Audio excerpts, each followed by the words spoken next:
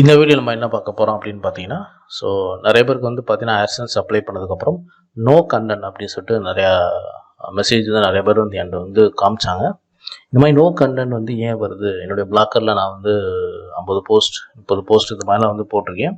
But எனக்கு வந்து ஏன் இந்த நோ கண்டென்ட் அப்படிங்கிற மாதிரி வருது? நான் எல்லாமே கரெக்டாக கொடுத்துருக்கேன். சைட் மேப் கரெக்டாக கொடுத்துருக்கேன். சர்ச் கன்சோல் கரெக்டாக கொடுத்துருக்கேன். கூகுள் அனலிட்டிக்ஸ் எல்லாமே கரெக்டாக கொடுத்துருக்கேன். அண்ட் சர்ச் கன்சோலில் நான் எத்தனை போஸ்ட் போட்டிருக்கேன்னு கூட எனக்கு வந்து ரிப்போர்ட் காட்டுது. இது எல்லாமே கரெக்டாக இருந்தும் ஏன் எனக்கு Adsense அப்ளை பண்ணதுக்கப்புறம் நோ கண்டென்ட் அப்படின்ற மாதிரி வருது? 50 போஸ்ட் போட்டும் எனக்கு ஏன் இந்த மெசேஜ் வருது? இதனால் எனக்கு ஏன் ரிஜெக்ட் பண்ணுறாங்க அப்படின்னு சொல்லிட்டு ஸோ நிறைய பேர் வந்து நீங்கள் நினைக்கலாம், ரிஜெக்ட் ஆன அந்த பர்சன் வந்து நினைக்கலாம். அண்ட் நீங்கள் Adsense அப்ளை பண்ண போகிறீங்க அப்படின்னாலும் கண்டிப்பாக இந்த வீடியோ வந்து ஸ்கிப் பண்ணாமல் வந்து பாருங்கள். ஸோ இந்த நோ கண்டென்ட் அப்படிங்கிறதுக்கு வந்து என்ன பிரச்சனை அப்படின்னு பார்த்தீங்கன்னா, உங்கள் வெப்சைட்டில் வந்து பார்த்தீங்கன்னா ஒவ்வொரு போஸ்ட்டோட கண்டென்ட்டோட லென்த்து வந்து ரொம்ப குறைவாக வந்து இருந்திருக்கலாம். ஒரு 450 வார்த்தை அல்லது 500 வார்த்தைக்கும் ரொம்ப குறைவாக வந்து இருந்திருக்கலாம். அந்த மாதிரி இருக்கிறப்ப உங்களுடைய கண்டென்ட் வந்து பார்த்தீங்கன்னா அவங்க வந்து போதுமான அளவுக்கு கண்டென்ட் இல்லை அப்படிங்கிற மாதிரி நோ கண்டென்ட் அப்படிங்கிற மாதிரி வந்து ரிஜெக்ஷன் வந்து பண்ணுவாங்க.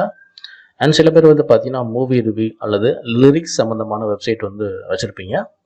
ஸோ உங்களுக்குமே இந்த பிரச்சனை வந்து வரும், கண்டிப்பாக அந்த பிரச்சனை வந்து வரும். ஸோ இதுக்கு என்ன ரீசன் அப்படின்னு பார்த்தீங்கன்னா, ஒன்று அந்த சாங் வந்து பார்த்தீங்கன்னா அது இருக்கக்கூடிய வார்த்தைகள் எல்லாமே வந்து பார்த்தீங்கன்னா ஆல்ரெடி நிறைய வெப்சைட்டில் போட்ட ஒரு வார்த்தைகள் தான். நீங்கள் அதில் என்ன தான் மோடிஃபை பண்ணாலும் சில வார்த்தைகளை வந்து நீங்கள்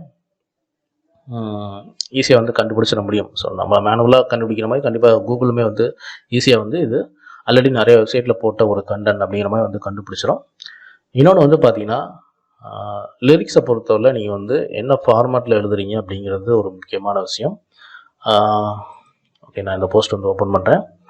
இப்போ லிரிக்ஸ் அப்படின்னா என்ன, எல்லோரும் எப்படி எழுதுகிறாங்க அப்படின்னு பார்த்தீங்கன்னா, டைரெக்டாக வந்து என்ன மியூசிக் டைரக்டர் பேர், தென் அந்த சாங் வந்து யார் பாடினது, சிங்கரோட பேர்.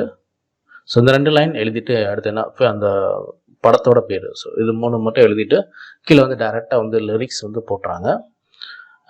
மேபி இந்த மாதிரி எழுதின கண்டென்ட்டுக்கு இதுக்கு முன்னாடி 2017 2018 இதுக்கு முன்னாடி வேணால் அவங்க அப்ரூவல் வந்து கொடுத்துருக்கலாம். ஸோ அதுக்குமே அப்ரூவல் கொடுத்ததுக்கும் பேக்ரவுண்டில் இன்னும் நிறைய காரணங்கள் இருக்குது. அது எல்லாமே நான் அடுத்து வந்து நான் சொல்கிறேன். இந்த மாதிரி எழுதுகிறப்ப வந்து பார்த்தீங்கன்னா உங்களுடைய அந்த கண்டென்ட்டில் அந்த போஸ்ட்டில் வந்து பார்த்தீங்கன்னா இந்த லிரிக்ஸோட அந்த வேர்ட்ஸ் வந்து இருக்குது பார்த்தீங்கன்னா, இது வந்து ஆல்ரெடி நிறைய வெப்சைட்டில் போட்டிருக்கக்கூடிய ஒரு வேர்ட்ஸ் தான். நீங்கள் அதில் அடிஷ்னலாக என்ன இன்ஃபர்மேஷன் சேர்க்குறீங்கன்றதை தான் அவங்க வந்து கண்டென்ட் இல்லை அப்படிங்கிறது வந்து சொல்கிறாங்க. நீங்கள் டைரெக்டாக வந்து மியூசிக் டைரக்டர் அப்படிங்கிற அது எல்லாமே ஒரு லைனில் அவங்களால எழுதிட முடியும். இப்போ மியூசிக் டைரக்டரோட பேர்னா அது ஒரே வரியில் வந்துடும், புரியுதுங்களா? ஸோ அடுத்து வந்து என்ன யார் பாடினது, சிங்கர், ஸோ அதுவும் ஒரே வரியில் வந்துடும். என்ன படம், அதுவும் ஒரே வரியில் வந்து வந்துடும். டைரெக்டாக வந்து அடுத்து வந்து சாங்ஸோட லிரிக்ஸ் சென்டென்ஸ் வந்து ஆட்டோமேட்டிக்காக நீங்கள் போட ஆரம்பிச்சிடுறீங்க. இதில் வந்து என்ன அடிஷ்னல் இன்ஃபர்மேஷன் வந்து நான் சேர்க்க சொல்கிறேன் அப்படின்னு பார்த்தீங்கன்னா, ஒரு பாயிண்ட்ஸ் மாதிரி எழுதாமல், ஃபார் எக்ஸாம்பிள் இப்போ வந்து பார்த்தீங்கன்னா இதில் நான் வந்து just visit Google developer page அப்படிங்கிறது ஒரு வார்த்தை, copy your channel ID and paste channel ID box அப்படிங்கிறது ஒரு வார்த்தை. ஸோ இந்த மாதிரி ஒரு வார்த்தை, அதாவது இந்த மாதிரி வந்து ஒரு பாயிண்ட்ஸாக அவங்க எப்படி எழுதியிருக்காங்க அப்படின்னா லிரிக்ஸ் சைட்லாம். ஸோ இது வந்து ஒரு பாயிண்ட் அப்படிங்கிற மாதிரி வந்து எழுதிடுறாங்க. இது வந்து ஒரு சென்டென்ஸு, தென் அது கீழே வந்து இன்னொரு சென்டென்ஸு. ஸோ இந்த மாதிரி இந்த சென்டென்ஸ் ஒரு 3 சென்டென்ஸ் மட்டும் எழுதிட்டு டைரெக்டாக வந்து சாங்ஸ் வந்து போட்டுறாங்க. இதில் என்ன பிரச்சனை வருது அப்படின்னு பார்த்தீங்கன்னா, இந்த இப்படி போடக்கூடிய இந்த போஸ்ட்டில் வந்து கண்டென்ட் இல்லை அப்படிங்கிற மாதிரி வந்து பிரச்சனை வருது. இதை எப்படி நீங்கள் கொஞ்சம் மோடிஃபை பண்ணி எழுதணும் அப்படின்னு பார்த்தீங்கன்னா, ஒரு பேராகிராஃப் மாதிரி எழுதுங்க. அதாவது சாங்ஸ் வந்து நீங்கள் பேராகிராஃப் மாதிரி நான் எழுத சொல்லலை, சாங்ஸ் வந்து எப்படி எழுதணுமோ அந்த மாதிரி ஃபார்மேட்டில் போட்டுருங்க. அந்த சாங்ஸ் ஆரம்பிக்கிறதுக்கு முன்னாடி வந்து பார்த்தீங்கன்னா அந்த மூவி பார்த்தீங்கன்னா சின்னதாக ஏதோ ஒரு டீட்டெயில்ஸ். ஸோ இந்த மூவி வந்து யார் நடித்தது, ஹீரோ, எந்த வருஷம் வந்து இந்த மூவி வந்து ரிலீஸ் ஆச்சு, இந்த படத்தோட ப்ரொடியூசர் யார், இப்படிங்கிற மாதிரினா அடிஷ்னல் இன்ஃபர்மேஷன், அல்லது அந்த ஹீரோவை பற்றின ஒரு அடிஷ்னல் இன்ஃபர்மேஷன், அல்லது அந்த படத்தில் யாரும் முக்கியமான ஒரு கேரக்டரோ, ஸோ அவங்கள பற்றின ஒரு அடிஷ்னல் இன்ஃபர்மேஷன் ஏதாவது நீங்கள் அதில் எழுதணும், புரியுதுங்களா?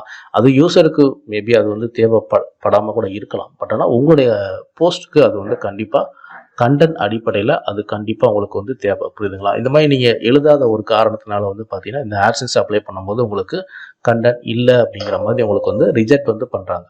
ஸோ இதையெல்லாம் நீங்கள் தவிர்க்கணும் அப்படின்னு பார்த்தீங்கன்னா கண்டிப்பாக இந்த மாதிரி அடிஷ்னல் இன்ஃபர்மேஷன் நீங்கள் வந்து கொடுக்கணும். மேபி அது யூசருக்கு வந்து தேவை இல்லாமல் கூட இருக்கலாம். அவர் டேரெக்டாக அந்த போஸ்ட் ஓப்பன் பண்ணும்போது டேரெக்டாக அந்த சாங் மட்டும் தான் படிக்க போகிறாரு. மூவிஸை பற்றி நீங்கள் எழுதுனால அந்த மூவிஸை பற்றின ரிவ்யூ மட்டும் தான் படிக்க போகிறாரு. இந்த மாதிரி அடிஷ்னல் இன்ஃபர்மேஷன் சில பேர் படிப்பாங்க, சில பேர் ஓகே அது தேவையில்லை அப்படிங்கிற மாதிரி கூட இந்த சாங்ஸ் அந்த லிரிக்ஸ் மட்டும் கூட வந்து பார்த்துக்குவாங்க, புரியுதுங்களா?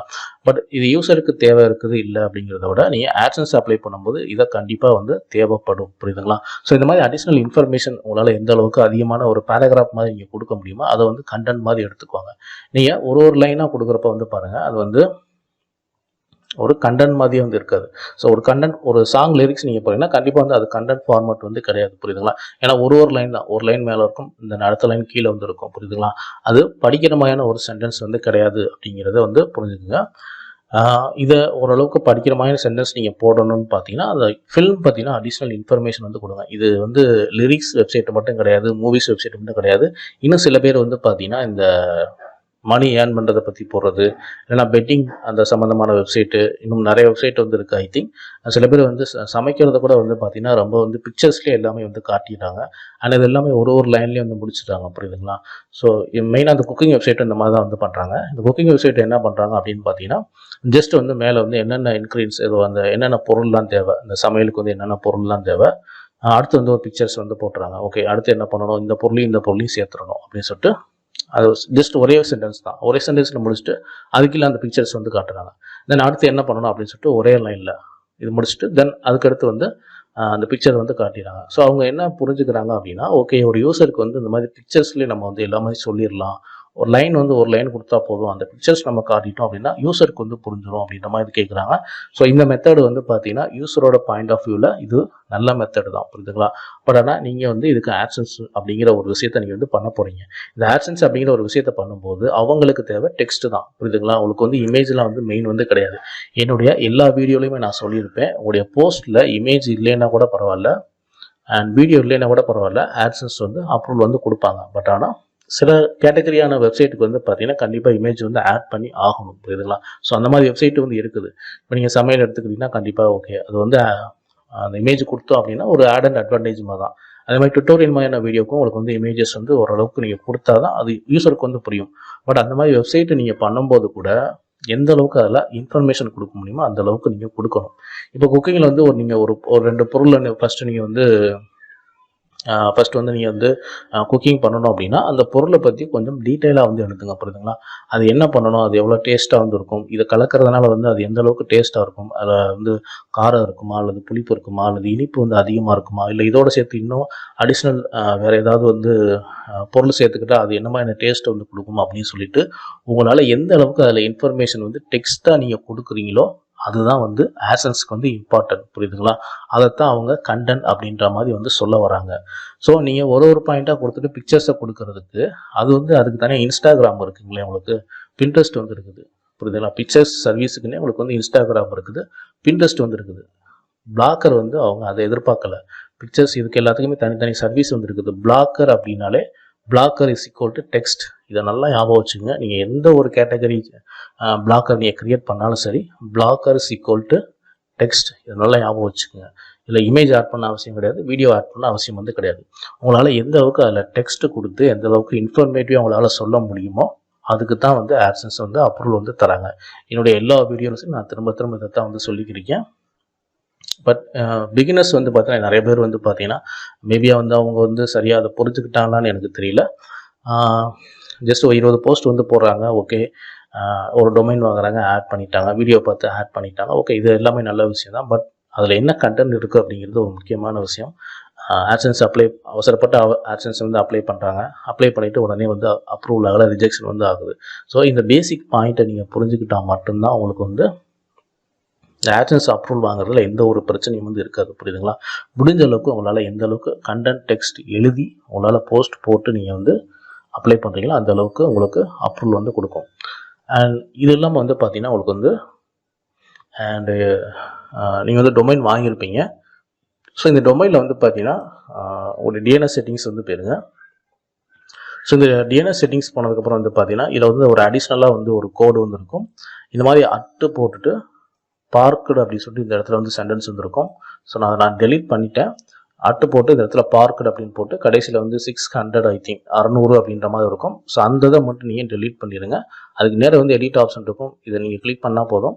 ஸோ இந்த மாதிரி டெலீட் அப்படிங்கிற இந்த இந்த ஐக்கான் இருக்கும், இதை கிளிக் பண்ணீங்க அப்படின்னா அந்த இது வந்து டெலீட் ஆயிரும்.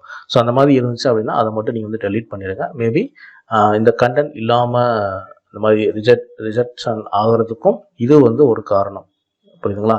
இதுதான் காரணம் அப்படின்னு சொல்லல, இதுவும் வந்து ஒரு காரணமாக வந்து இருக்கலாம். ஸோ நீங்கள் எந்த ஒரு இதில் போயிட்டு நீங்கள் டொமைன் வாங்கினாலும் சரி, இந்த மாதிரி ஒன்று இருந்துச்சு அப்படின்னா அதை வந்து டெலீட் பண்ணிடுங்க. ஸோ மற்றபடி பார்த்தீங்கன்னா உங்களுடைய பிளாக்கரில் கண்டென்ட் எந்த அளவுக்கு நீங்கள் போகிறீங்களோ அந்த அளவுக்கு தான் உங்களுக்கு வந்து ஆட்சன்ஸ் வந்து அப்ரூவல் வந்து கிடைக்கும். அண்ட் இன்னொன்று வந்து பார்த்தீங்கன்னா உங்களுக்கு வந்து சில பேர் இந்த மாதிரி வந்து கண்டென்ட் ஓகே நீங்கள் வந்து ஒரு ஆவரேஜாக வந்து ஒரு 400 வார்த்தை அல்லது 500 வார்த்தை தான் உங்களால் வந்து எழுத முடியும், அந்த மாதிரி கண்டென்ட் தான் நீங்கள் போட்டிருக்கீங்க அப்படின்னா ஸோ நீங்கள் வந்து ஒரு 100 போஸ்ட்டுக்கு மேலே போட்டுட்டு அதுக்கப்புறம் வந்து ஆட்சன்ஸ் வந்து அப்ளை பண்ணுங்கள். இதில் நான் கவனித்த ஒரு விஷயம் வந்து பார்த்தீங்கன்னா, ஒன்று நீங்கள் வந்து உங்களுடைய கண்டென்ட்டோட டெக்ஸ்ட் ஒவ்வொரு போஸ்ட்டோட டெக்ஸ்ட் வந்து பார்த்தீங்கன்னா 1000 1500 அப்படிங்கிற மாதிரி அந்தளவுக்கு லென்த்தான கண்டென்ட் போட்டு ஒரு 30 போஸ்ட்டு அல்லது 50 போஸ்ட்டில் அப்ளை பண்ணாங்கன்னா அவங்களுக்கு வந்து ஆட்சன்ஸ் வந்து அப்ரூவல் வந்து கிடைக்கும். அண்ட் அல்லது நீங்கள் வந்து இந்த மாதிரி ஆவரேஜாக 400 அல்லது 500 வார்த்தைகள் தான் எழுதுறீங்க அப்படின்னா நீங்கள் வந்து ஒரு 100 போஸ்ட் அட்லீஸ்ட் வந்து ஒரு 100 போஸ்ட்டுக்கு மேலே போட்டுட்டு அதுக்கப்புறம் ஆட்சன்ஸ் வந்து அப்ளை பண்ணுங்கள். ஸோ இந்த 2 மெத்தட்லேயும் வந்து உங்களுக்கு வந்து கண்டிப்பாக வந்து ஆட்சன்ஸ் வந்து அப்ரூவல் கிடைக்கும். அண்ட் போடக்கூடிய கண்டென்ட் வந்து காப்பி ரைட்டடாக இருக்கக்கூடாது, இமேஜ் வந்து காப்பி ரைட்டடாக இருக்கக்கூடாது, புரியுதுங்களா? இது எல்லாமே உங்களுக்கு வந்து பேசிக்கான விஷயம் தான். அண்ட் நிறைய பேர் பிகினர்ஸ் வந்து பார்த்தீங்கன்னா நம்ம சேனலில் ஏதோ ஒரு வீடியோஸ் வந்து அவங்க கேட்டகரி தேடும்போது நம்ம சேனல் வீடியோஸ் வந்து கிடைக்குது. அந்த வீடியோ பார்த்துட்டு அவங்க ஏற்கனவே மேபி வந்து போஸ்ட் போட்டிருப்பாங்க, அல்லது அந்த வீடியோ பார்த்து மட்டும் நீங்கள் வந்து சில பேர் வந்து பார்த்தீங்கன்னா ஆட்சன்ஸ் எப்படி அப்ளை பண்ணுறதுன்னு சொல்லிட்டு அந்த வீடியோ பார்த்துட்டு உடனே வந்து ஆட்சன்ஸ் அப்ளை பண்ணிடுறாங்க.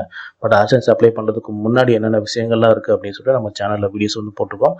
ஸோ அந்த பேசிக் வீடியோஸ்லாம் வந்து யாருமே பார்க்காம ஸோ மேபி அவங்க வேறு யாராவது வீடியோ பார்த்துருப்பாங்க அல்லது வேறு ஏதோ ஒரு வெப்சைட்டை பார்த்து அவங்க க்ரியேட் பண்ணி எல்லாம் பண்ணியிருப்பாங்க. பட் இந்த பேசிக் பாயிண்ட்ஸ் வந்து நீங்கள் புரிஞ்சுக்குங்க. ஸோ நம்ம சேனலில் வந்து ஸ்டார்டிங்லேருந்து வீடியோஸ் வந்து பாருங்கள், பிளாக்கர் சீரியஸ் அப்படிங்கிற பிளேலிஸ்ட் போங்க. ஸோ ஃபஸ்ட்டு வந்து அந்த பேசிக்கை புரிஞ்சுக்குங்க. பேசிக்கை நீங்கள் புரிஞ்சுக்கிட்டீங்க அப்படின்னா உங்களுக்கு எப்போ ஆட்சன்ஸ் அப்ளை பண்ணணும், எந்த மாதிரி கண்டென்ட் நீங்கள் எழுதணும் அப்படிங்கிற எல்லா விஷயங்கள் உங்களுக்கே வந்து புரிய வரும். ஏன்னா ஒவ்வொரு வீடியோ நான் வந்து எந்த அளவுக்கு உங்களால் உங்களுடைய பாயிண்ட் ஆஃப் வியூவிலேருந்து என்னென்ன சந்தேகங்கள் இருக்கும் அதை எப்படி சொன்னால் உங்களுக்கு புரியும் அப்படிங்கிற அந்த விதத்தில் தான் என்னுடைய வீடியோஸ் எல்லாமே வந்து இருக்கும். அண்ட் அதே மீறி உங்களுக்கு வந்து நிறைய டவுட்ஸ் இருக்குது, நிறைய பேர் வந்து கமெண்ட்ஸ் பண்ணுறாங்க. என்னால் முடிஞ்ச அளவுக்கு நான் வந்து கமெண்ட்ஸ் வந்து பண்ணிக்கிறேன். ஸோ கரெக்டாக பொறுமையாக இருந்து நீங்கள் ஆட்சன்ஸ் வந்து அப்ளை பண்ணுங்கள். ஃபஸ்ட்டு அந்த பேசிக்கை நீங்கள் புரிஞ்சுக்குங்க, எப்படி கண்டென்ட் எழுதணும். நீங்கள் ஒரு லிரிக்ஸ் வெப்சைட் வச்சுருக்கீங்கன்னா அதுக்கு வந்து எப்படி நீங்கள் கண்டென்ட் எழுதணும், மூவி வெப்சைட் வச்சுருந்தீங்கன்னா அதுக்கு வந்து எப்படி கண்டென்ட் எழுதணும் அப்படிங்கிற அந்த பேசிக்கை நீங்கள் புரிஞ்சுக்கிட்டு அதுக்கேற்ற மாதிரி கண்டென்ட் ரெடி பண்ணுங்கள். முடிஞ்ச அளவுக்கு அதிகமான போஸ்ட் போட்டுட்டு அதுக்கு வந்து ஆட்சன்ஸ் வந்து அப்ளை பண்ணுங்கள். சில பேருக்கு வந்து கம்மியான போஸ்ட்டில் கூட ஆட்சன்ஸ் வந்து அப்ரூவல் கொடுப்பாங்க. ஸோ அது வந்து பார்த்தீங்கன்னா மேபி அவங்க ஆல்ரெடி யூடியூபுக்கு வந்து ஆட்சன்ஸ் வந்து அப்ரூவல் வாங்கி வச்சுருப்பாங்க, இல்லை அடிஷ்னலாக வேறு ஏதாவது ஒரு வெப்சைட்டுக்கு முன்னாடி வந்து ஆட்சன்ஸ் வந்து அப்ரூவல் வாங்கி வச்சுருப்பாங்க.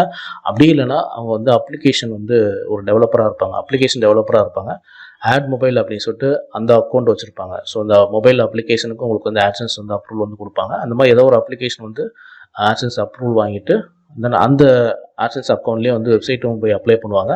ஸோ அந்த மாதிரி ஏற்கனவே ஆட்சன்ஸ் வந்து அப்ரூவல் ஆன அக்கௌண்ட்டுக்கு ஒரு கம்மியான கண்டென்ட் போட்டுட்டு அப்ளை பண்ணால் கூட சில பேருக்கு வந்து ஈஸியாக வந்து கிடைச்சிரும். ஏன்னா அவங்க வந்து ஏற்கனவே ஆட்சன்ஸ் வந்து அப்ரூவல் வாங்கி வச்சுருக்காங்க.